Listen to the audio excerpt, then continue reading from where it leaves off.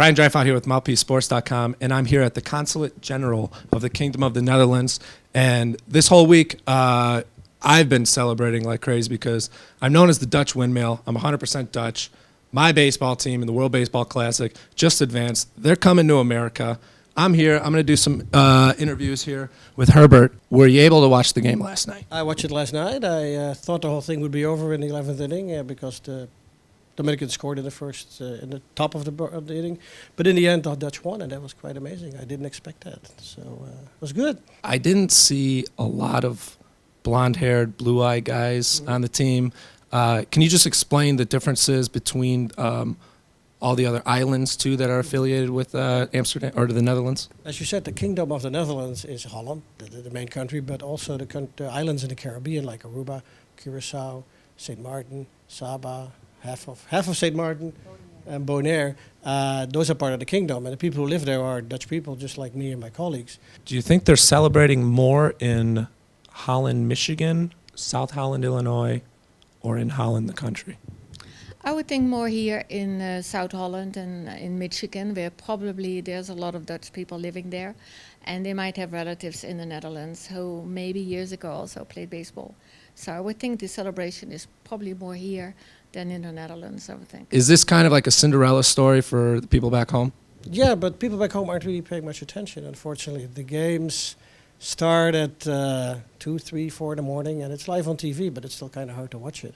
And baseball is not a big sport in Holland. It's like soccer, or even less than soccer here. So people play it, but it's not that big of a sport. But now the newspapers are picking it up, and it's getting a little bit more popular. So. You have a special tie-in with baseball in the Netherlands. Your husband played for the Netherlands? Yes, my husband played, of course, many years ago. He played for the national baseball team in the Netherlands, and he was a pitcher.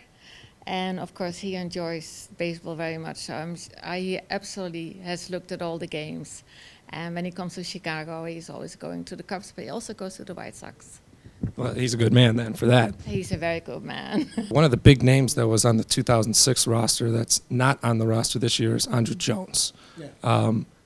Are you happy about that or sad because he hasn't hit above 225 in 2 years? Yeah, but 225 in the major leagues is still pretty good for any Dutch person. With how far the team has gone so far right now, does it deem being knighted by the Queen? You have to ask her that.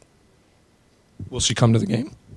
No, she won't come to the game. But some in the Dutch soccer team does well, or when the Dutch baseball team does well. Like when an American team wins, the president, they go to the White House. The Dutch Queen receives famous sports people at their castle to thank him and welcome them. Yeah, so it does happen. Yeah. When you're watching the game, I like to watch the game. I have a couple, 2 or 3 Jan Hagels, a Heineken. I like to end it off with a little dessert of Banquet. What customs are you taking home as you're enjoying the World Baseball Classic? Well, the best thing to do is next year the World Cup soccer is being played.